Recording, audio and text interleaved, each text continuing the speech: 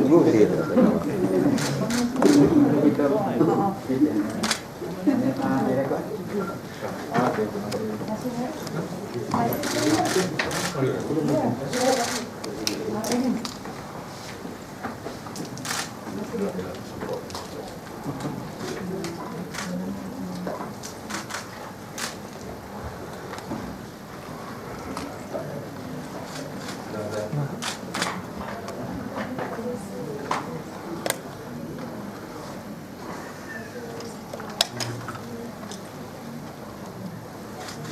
Bolehlah. Okay. Bismillahirrahmanirrahim. Assalamualaikum warahmatullahi wabarakatuh. Salam sejahtera, salam keluarga Malaysia. Terlebih dahulu saya ingin merakamkan ucapan penghargaan dan terima kasih kepada semua rakan-rakan media yang menunggu sehingga selesainya mesyuarat bilangan yang pertama pasukan khas untuk menangani inflasi yang saya fungsikan sebentar tadi, berikutan daripada keputusan Tuan Menteri untuk menubuhkan satu pasukan bagi kementerian-kementerian dan pihak-pihak yang terbabit dapat bekerjasama secara lebih padu lagi bagi memastikan kita menangani segala aspek yang berkaitan dengan inflasi, khususnya cabaran-cabaran yang terkait dengan kenaikan harga barangan dan sebagainya. Saya ingin menjelaskan bahawa mesyuarat Jemaah Menteri telah berbincang panjang lebar banyak kali dan memberikan perhatian yang sangat serius kepada impak yang dihadapi oleh rakyat berikutan daripada kenaikan harga barangan, kenaikan kos sara hidup yang selanjutnya membawa kepada kesan-kesan inflasi, kerana petunjuk-petunjuk telah dengan jelasnya menunjukkan secara global peningkatan inflasi sedang berlaku di seluruh dunia, malah di sesetengah negara, baik di rantau ASEAN dan juga di negara-negara yang lebih maju di Eropah, kadar kenaikan inflasi sudah pun mencecah double digit. Dalam keadaan sebegini, kita bersyukur kerana negara kita, di negara kita Malaysia, kita mempunyai kadar inflasi antara yang paling rendah, iaitu pada kadar kira-kira 2.8% terendah di kalangan negara ASEAN dan sangat rendah berbanding dengan negara-negara maju. Mungkin ramai yang tidak menyedari keadaan ini adalah kerana komitmen kerajaan menggunakan pendekatan mengawal kenaikan harga, terutamanya bagi barang-barang keperluan, dengan kerajaan membayar subsidi yang tertentu. Dalam sidang Parlimen pada tahun lalu, Parlimen telah meluluskan anggaran belanjawan bagi pembiayaan pelbagai bentuk subsidi untuk tahun 2022 hanya kira-kira 33 bilion sahaja. Berasaskan kepada kenaikan pelbagai barangan, terutama sekali kenaikan harga petrol dan lain-lainnya, Kementerian Kewangan mengunjurkan keperluan sebenar pada tahun 2022, tahun ini, akan mencecah lebih daripada 70 bilion. Ini bermakna kerajaan mengekalkan dasar untuk terus memberikan subsidi kepada barangan-barangan yang tertentu bagi memastikan rakyat tidak terlalu terkesan dengan suasana inflasi yang sedang berlaku dan mengekalkan negara kita pada tahap inflasi yang rendah. Komitmen kerajaan ini telah dizahirkan beberapa kali melalui beberapa pengumuman yang telah dibuat oleh Yang Amat Berhormat Perdana Menteri, dan sekali lagi penubuhan jawatan kuasa ini adalah sebagai satu lagi tanda komitmen Yang Amat Berhormat Perdana Menteri dan kerajaan untuk memastikan kadar inflasi negara kekal rendah, pendekatan memberikan subsidi bagi barangan-barangan yang tertentu akan bukan saja dikekalkan, malah kerajaan sanggup membuat bayaran yang lebih tinggi. Jawatan kuasa ini, tugas yang utama adalah untuk bekerja sepasukan di antara agensi-agensi yang berbabit. Dia tidak terhad kepada kementerian-kementerian yang para menterinya telah diumumkan sebagai ahli-ahli kepada jawatan kuasa ini. Kementerian-kementerian lain dan Yang Berhormat menteri-menteri lain akan diundang untuk turut menyertai apabila ada perkara-perkara yang terkait dengan kementerian-kementerian berkenaan. Malah beberapa agensi diputuskan untuk turut menyertai jawatan kuasa ini, antara lain termasuklah pihak Bank Negara Malaysia, pihak PDRM dan juga expert group ataupun kumpulan-kumpulan pakar rujuk yang mempunyai kemahiran bagi memberikan pandangan dan nasihat kepada jawatan kuasa ini tentang langkah-langkah yang boleh diambil. Yang pastinya jawatan kuasa ini bukan hanya merupakan satu jawatan kuasa, tapi ianya merupakan satu pasukan yang akan mengambil tindakan-tindakan setelah perakuan-perakuan diangkat ke Jemaah Menteri pada setiap kali mesyuarat kita disempurnakan. Dalam mesyuarat ini, sebagai satu perkara yang sedang kita anggap sebagai mendesak dan perlu disegerakan, kita telah membuat tinjauan terhadap isu subsidi ayam dan telur yang baru saja beberapa pengumuman telah dibuat oleh MAFI dan juga oleh Yang Amat Berhormat Perdana Menteri sendiri. Kita ingin membuat penegasan sekali lagi bahawasanya kerajaan sangat memahami kalau sekiranya harga ayam diapungkan, tinjauan menunjukkan harga ayam boleh meningkat sampai RM11 1 kilogram.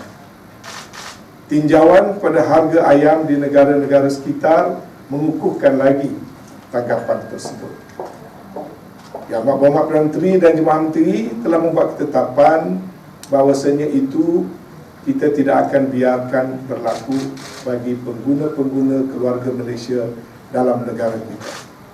Lalu kerajaan telah membuat ketetapan yang tegas seperti mana yang telah diumumkan oleh Yang Amat Berhormat Perdana Menteri, iaitu harga ayam tetap dikawal pada harga RM9.40.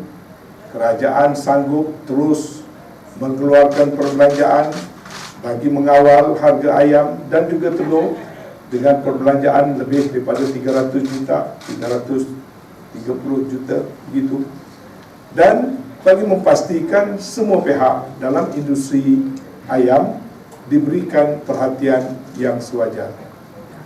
Jawatan kuasa ini berharap tidak harus ada lagi pemberitaan separa benar ataupun pemberitaan yang tidak tepat yang mungkin menimbulkan keresahan orang ramai.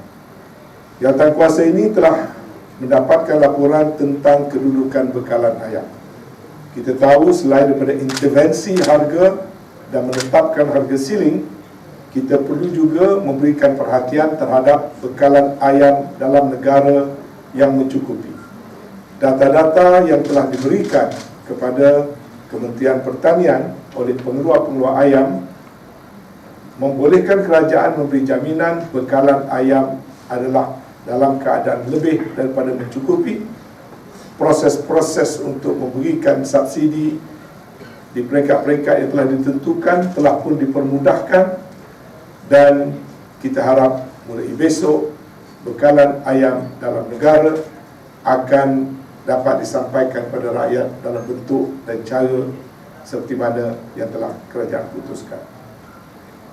Penguatkuasaan akan dipertingkatkan, dan saya ingin memberikan peringatan Malah tadi kita telah memberikan isyarat kepada pihak penguatkuasa bahawasanya penguatkuasaan mestilah dilaksanakan dengan tegas, kerana kemungkinan ramai yang tidak mungkin terlupa bahawasanya di bawah Akta Kawalan Harga dan Anti Pencatutan 2011, denda-denda tertentu boleh dikenakan serta juga kompaun boleh dikenakan bagi mereka-mereka yang melanggar had-had harga barang-barang kawalan yang telah ditentukan. Sebagai contoh, bagi kesalahan menjual melebihi harga maksimum yang ditetapkan, peniaga boleh dikenakan denda maksimum RM100,000 atau penjara 3 tahun atau kedua-duanya sekali, ataupun kompaun sehingga RM50,000. Sementara bagi syarikat pula boleh didenda sehingga RM500,000 atau kompaun RM250,000. Itu sebagai contoh provision yang sedia ada dalam undang-undang ataupun Akta Kawalan Harga dan Anti Pencatutan. Pasukan petugas ingin memohon kerjasama daripada orang ramai bahawasanya soal kawalan harga, soal inflasi itu bukan ada satu solution hanya yang boleh dilakukan oleh pihak berkuasa. Ia memerlukan kerjasama semua pihak agar tidak ada pencatutan, agar tidak ada usaha menyembunyikan barangan, agar kita dapat kurangkan ketirisan daripada barang-barang yang kita subsidi untuk rakyat tapi sampai ke tangan pihak yang lain. Jawatankuasa ini akan membuat susulan untuk memperkasakan tindakan-tindakan penguatkuasaan dan tindakan-tindakan untuk mengurangkan atau menghapuskan ketirisan. Jawatankuasa telah berbincang tentang jalur yang dilalui dalam satu-satu proses memberikan subsidi, baik bagi harga minyak ataupun harga ayam, dan proses ini akan diperincikan dan akan diperkemaskan supaya pelaksanaan program subsidi ini dapat dilaksanakan dengan lebih berkesan dan tidak menimbulkan kenaikan harga kerana semata-mata adanya pihak yang tidak mengikuti peraturan dan undang-undang yang sedia ada. Mengenai minyak masak juga, satu update telah diberikan kepada pasukan bertindak ataupun pasukan khas inflasi, dan kita juga berpuas hati dengan apa yang telah diumumkan sebelum pada ini, yakni kita ingin membuat penegasan sekali lagi bahawasanya walaupun kos berlipat ganda perlu ditanggung oleh kerajaan akibat kenaikan harga minyak sawit, tetapi kerajaan telah membuat ketetapan untuk mengekalkan dan meneruskan dasar memberikan subsidi, membayar subsidi bagi sejumlah 60,000 metrik tan minyak sebulan, yakni keperluan kira-kira 50,000 berdasarkan pada bancian, tetapi kerajaan mengadakan 10,000 ekstra daripada unjuran keperluan, menjadikan 60,000 metrik tan sebulan dibayar subsidi oleh kerajaan. Pada tahun lalu, berdasarkan pada harga minyak sawit pada tahun lalu, kerajaan mensubsidikan sejumlah kira-kira 2.2 bilion. Dengan dasar kerajaan yang amat berhormat Perdana Menteri untuk mengekalkan memberikan subsidi bagi harga minyak, kerajaan menanggung perbelanjaan subsidi sebanyak 4 bilion. Daripada 2.2 bilion pada tahun lalu, pada tahun ini dijangkakan 4 bilion untuk mengekalkan dasar memberikan minyak masak bersubsidi sebanyak 60,000 metrik tan yang mulai daripada bulan Ogos hanya diperolehi dalam bentuk ataupun dalam kampin-kampin plastik. Semua minyak masak bersubsidi akan dikeluarkan dalam bentuk kampit plastik dengan berat 1 kg yang akan terus dipantau oleh KPDN-HEP berdasarkan peraturan undang-undang dan penguatkuasaan yang ada. Untuk pengedaran minyak masak ini juga kita faham ia melibatkan pengelang, kemudian dia turun kepada pembungkus atau packers, kemudian ianya sampai kepada peruncit. Kita akan menyemak ketiga-tiga tier ini untuk mengenal pasti sekiranya terus ada berlaku ketirisan, termasuk juga tindakan-tindakan yang membawa ataupun menyelundup produk ini keluar daripada negara kita. Tindakan-tindakan ini akan dimaklumkan dalam perbincangan-perbincangan yang akan datang. Cuma sekali lagi saya katakan, kita memerlukan kerjasama semua pihak untuk tidak melakukan tindakan-tindakan yang merugikan negara, kerana jumlah subsidi ini adalah daripada wang rakyat, wang negara sejumlah yang besar, maka kebocoran tidak harus berlaku. Orang ramai diminta memberikan maklumat sekiranya ada perlanggaran-perlanggaran kepada apa yang saya maksudkan tadi, termasuklah minyak-minyak subsidi yang disalahgunakan. Saya nak ambil satu contoh. Semalam terdapat satu iklan di platform jualan atas talian yang tertentu yang membuat tawaran 5 kampit minyak masak 1 kg ditawarkan dengan harga RM27 dan diiklankan secara terbuka, sedangkan 5 kampit minyak dalam kampit plastik yang bersubsidi barulah harganya mungkin RM12.50, tapi ditawarkan secara terbuka. Bermakna minyak yang disubsidi yang tidak sepatutnya diniagakan semula telah disalahgunakan. Saya telah mengarahkan pihak MCMC mengambil tindakan di bawah undang-undang sedia ada. Mungkin ada banyak lagi contoh-contoh yang kita boleh tunjukkan tentang minyak bersubsidi yang dimaksudkan hanya untuk kegunaan domestik, kerana kerajaan sedar jumlah subsidinya adalah agak besar. Di pasaran RM9 1 kilogram, dijual dengan hanya RM2.50, subsidinya lebih daripada RM6 tiap-tiap satu kampung. Maka temptation untuk memperdagangkan perkara itu bagi keuntungan memang ada, tetapi saya sekali lagi menyeru peniaga-peniaga, penjual-penjual tidak menyalahgunakan ihsan yang telah diputuskan oleh kerajaan bagi membantu meringankan bebanan, terutama sekali golongan berpendapatan rendah, B40 dan sebagainya. Jadi itu saja perkara yang ingin saya maklumkan. Sebagai rumusannya, saya ingin menyatakan sekali lagi, pembentukan pasukan ini pertama adalah untuk mengukuhkan jalinan kerjasama pelbagai agensi, dan dia akan diperkembangkan mengikut keperluan. Yang kedua, jawatankuasa ini akan menekankan kepada aspek penguatkuasaan dan tindakan-tindakan yang akan diambil daripada semasa ke semasa secara berterusan.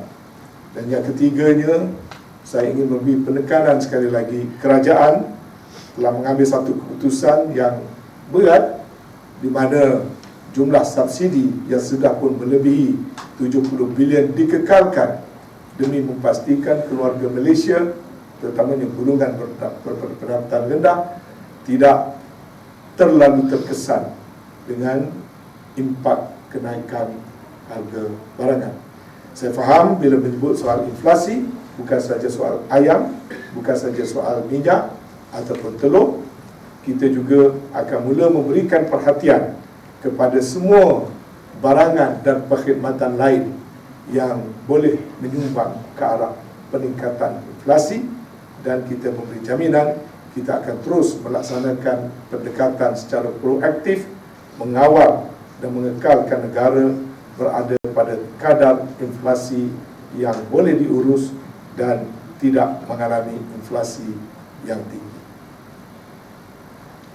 Okey. Terima kasih. Assalamualaikum warahmatullahi wabarakatuh. Ada soalan? Ada, Tan Sri.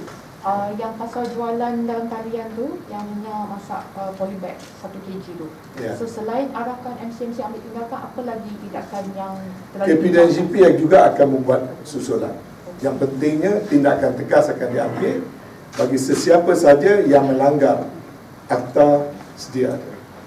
Dan saya ingin menyuruh orang ramai tolong berhentikan, tolong berikan kerjasama kepada kerajaan memberhentikan perbuatan yang menyalahi undang-undang dan merugikan rakyat kita sendiri. Kita tahu rakyat susah, tekanan harga barang naik daripada segenap penjuru. Tindakan yang sengaja menaikkan harga ada satu kezaliman kepada rakyat. Sedangkan kerajaan berpas pulas berbelanja sampai 70 bilion nak menjaga rakyat. Tapi peniaga-peniaga kerana nak cari untung sanggup lakukan perkara itu. Jadi kita percaya mulai sekarang, saya yakin peniaga-peniaga yang mendengar mesej ini akan memberikan kerjasama untuk memastikan barangan yang disubsidi tidak disalahgunakan. Tan Sri, ada yang berpendapat ada kewujudan kartel ataupun orang tengah yang telah menyebabkan kenaikan harga. So adakah isu ini turut dibincang dalam pasukan bersyarat khas hari ini? Ada dibincangkan tadi. Kita juga mengenal pasti dalam sistem pengeluaran ayam ataupun telur ataupun minyak dan lain-lain, tendensinya kalau tidak dikawal akan terwujud kartel untuk memastikan mereka mempunyai satu business model yang dapat memaksimalkan keuntungan. Sebab saya kata tadi, setiap proses itu sekarang akan diteliti di setiap step dan kita akan kenal pasti di manakah agaknya yang kartel ini dapat mengambil tindakan-tindakan di luar daripada kerangka undang-undang sedia ada dan tindakan akan diambil. Tan Sri, yang usaha jihad ni untuk bantras orang tengah memang kita tahu kerajaan telah perkenalkan sejak dulu lagi. So mungkin Tan Sri ada tak contoh-contoh usaha atau tindakan kerajaan yang memerangi orang tengah dalam mengawal harga demi kepentingan rakyat keluarga Malaysia?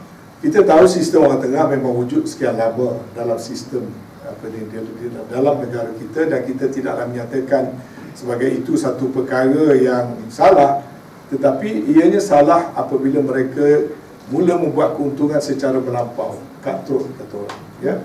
Jadi kita perlu mengkajikan itu. Sebagai contoh, ayam dikeluarkan oleh peladang. Peladang menjual ayam secara pukar kepada pengedar-pengedar. Mereka adalah orang tengah. Mereka tidak menternak ayam. Dan mereka ini pengedar menjual kepada peruncit. Kajian menunjukkan profit margin kepada pengedar lebih besar daripada profit margin yang diperoleh oleh peruncit atau oleh peladang itu sendiri. Maka keadaan itu perlulah diteliti kerana itu yang menyebabkan kos yang terakhir adalah begitu tinggi sekali. Dan kalau sekiranya mereka yang melakukan trading, orang tengah ni dalam istilah yang lain mungkin traders lah, ya. Sebenarnya tidak mengapa, tetapi mengambil keuntungan yang berlebihan dan mengambil kesempatan dalam suasana kesempitan yang bebannya ditanggung oleh pengguna, itu tidak boleh dibiarkan begitu saja. Satu lagi contoh, kenapa bekalan ayam apabila walaupun AP telah ditiadakan tak dapat masuk dengan jumlah yang besar, kerana pengeluar tidak dapat mengeluarkan kerana ada sekatan-sekatan yang tertentu. Jadi kita kena pasti dulu satu persatu dan kita akan perbaiki dengan cara yang baik, ya, dengan cara yang mengekalkan industri, kita mengekalkan pihak-pihak yang sedang melakukan perniagaan, tetapi mestilah dalam bentuk yang terkawal. Kita tak boleh orang kata menggunakan pendekatan survival of the fittest ataupun free for all situation. Kena ada intervensi tertentu yang dilakukan oleh kerajaan demi menjaga kepentingan pengguna-pengguna di peringkat bawah. Kita tak boleh biarkan market forces begitu saja, melainkan membuat intervensi yang tertentu.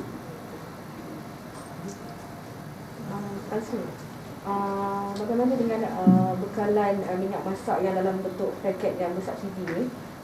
Ada sebab ada runtutan dari orang ramai, bekalannya sukar untuk didapati. Itu juga dibincangkan tadi, ya. Yang Berhormat Menteri telah pun memberikan jaminan beberapa tindakan akan dilakukan bagi memastikan bekalan yang cukup. Soal bekalan ini kita sedang membuat penelitian secara lebih terperinci, ya. Kita kata tadi bekalan banyak tapi mungkin berlaku ketirisan. Tapi ketidakcukupan sementara ini berkemungkinan kerana beberapa sebab. Satu daripadanya kerana tersebar berita-berita tak benar yang menyatakan subsidi minyak diberhentikan mulai 1 Julai, tiada lagi subsidi. Maka mungkin ada pihak yang rasa bimbang, mereka membeli secara lebih, menyebabkan bekalan terjejas. Itu sedang dikaji. Tapi kita ada langkah-langkah tertentu yang dibincangkan tadi, tak perlu saya sebut di sini. Tetapi soal ketidakcukupan itu, kita ada kaedah-kaedah tertentu untuk kita perbaiki dalam masa terdekat. Yang pastinya jumlah yang kita subsidikan setiap bulan 60,000 itu sepatutnya lebih daripada mencukupi, kecuali kerana ada perkara-perkara tertentu yang berlaku yang perlu kita uruskan dengan lebih baik lagi. Tan Sri, sebelum ni kita ada Majlis Nerakan Sara Hidup NACOL, kita juga ada Majlis Pemilihan Negara, dan kemudian kita diwujudkan satu lagi jihad inflasi.